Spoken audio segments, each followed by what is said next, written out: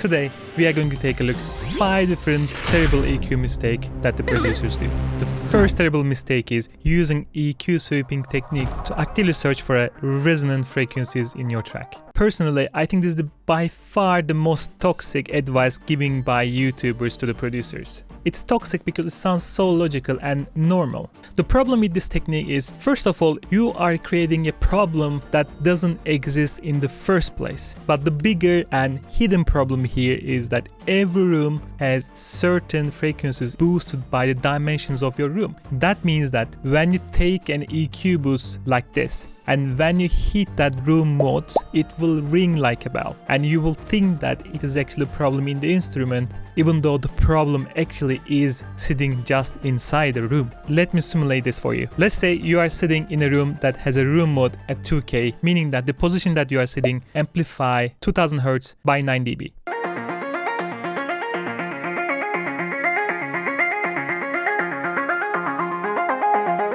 It just feels like that frequency is stupidly loud. The correct way to do is, first, without any EQing, any boosting it, you should be able to hear a resonant frequency already. If you don't hear anything, don't do EQing. And once you hear that, the way I do it, I oftentimes take a dip instead of boost. I move this around and see if at any point the sound becomes more natural, more beautiful, more pleasing.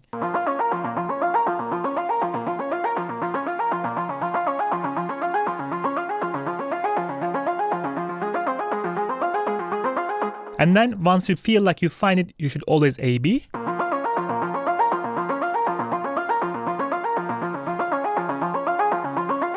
Do you hear it? And then you can adjust just the amount, the gain, how much you will dip, and how much resonant the curve shape will be. This is a safer way of using corrective EQ. Another very common mistake is using only stereo EQ. It's fine, 80% of the time I also only use stereo EQ, but for example, you can crisp it up and widen your high end with mid and side EQ. The main idea is really simple. You take a high shelf EQ, boost the size on the super highs, and you can give it a little bit dip on the mid high so that the mid high sits a bit on the center, but then splashes out, giving this really bright, cheerful, wide, crisp high end. Let's do an A-B.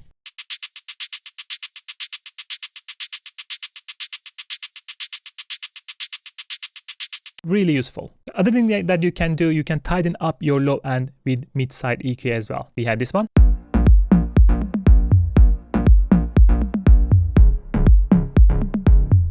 So we have this a bit splash on around in the super lows that we don't really want. So what you can do, take an EQ, we'll take a low cut, put it on the sides. Clean up the sides until 200 Hz, and then we're going to create a low shelf, put it in the middle, boost a bit to compensate that low cut.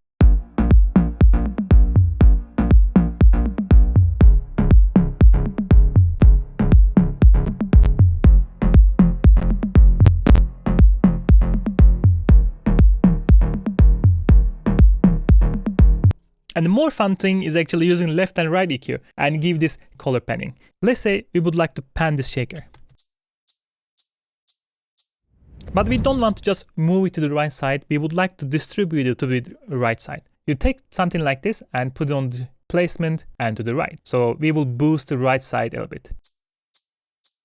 You don't need to do this step, but I also like to take a little bit from the left, something like this. You should be listening to the placement, so you don't need to abuse it too much. But this one, for example, also kind of gain compensate itself. Let's take a look stereo image. Without.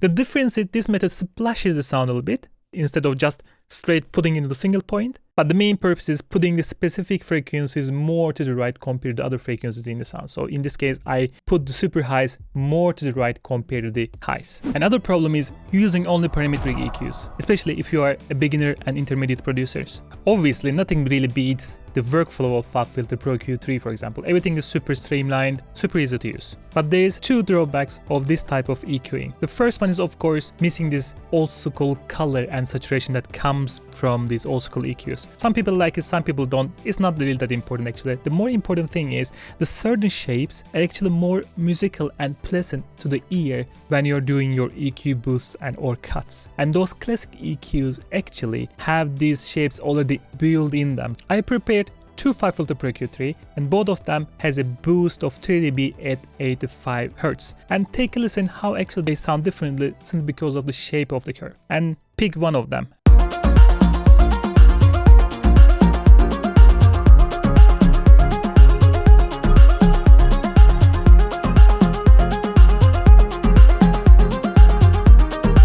The EQ-A had this kind of a Pultec style dip right before the boost. Typical thing in Pultec EQs, for example. On the other hand, version B had just 3 dB boost with a slightly sharper curve. Hence, this is the reason why A sounds a bit smoother overall, more musical. And there's one more thing, because you're not getting the visual feedback, it's much easier to train your ears with the classical style EQ, so that's also an important point.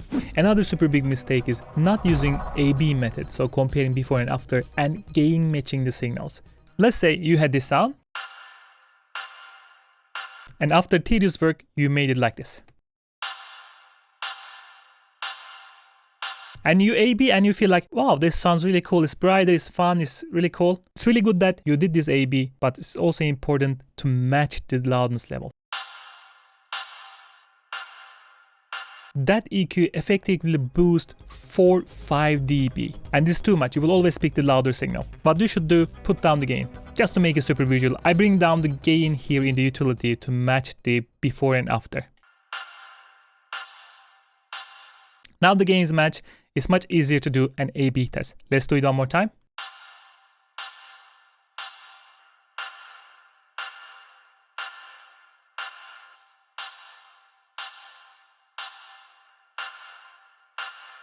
Now picking the right version is much harder than previous one.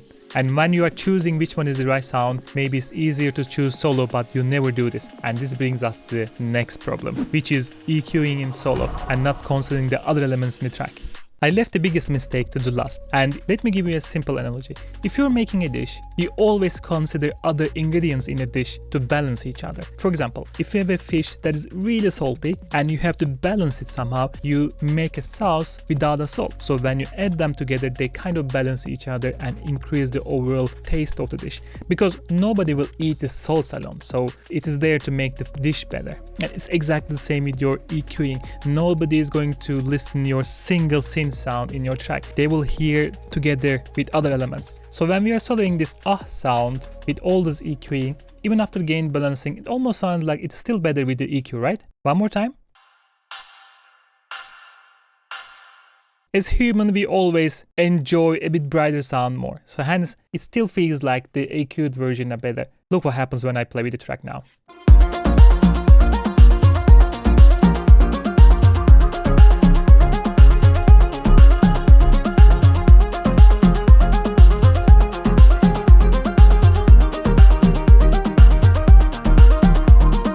Two things. We already had the hats, we had already all of the brighter elements there. We don't need another brighter sound. And the second thing, this track really enjoys the ethereal vibe, these mid-highs more than really super highs. Hence the un-EQ'd version actually fitting more to the track, like balancing those super highs and other synth sound in track. Hence all the work that we had done for that EQ was really useless because we did it in the solo. We should have been doing this in the mix together. Let me give you a super classic example. So I have two kick samples here. The first one is kick A, sounds like this. Kick B, sounding like this. Which one would you pick? I will immediately go for the kick B because it's just fuller, just more body. But take a look what happens when we do it in the track.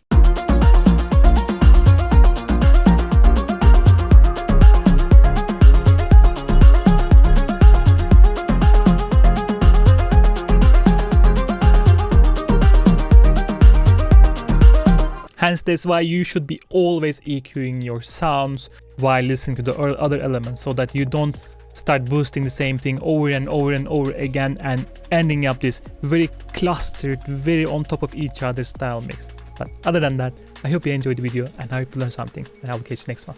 Goodbye.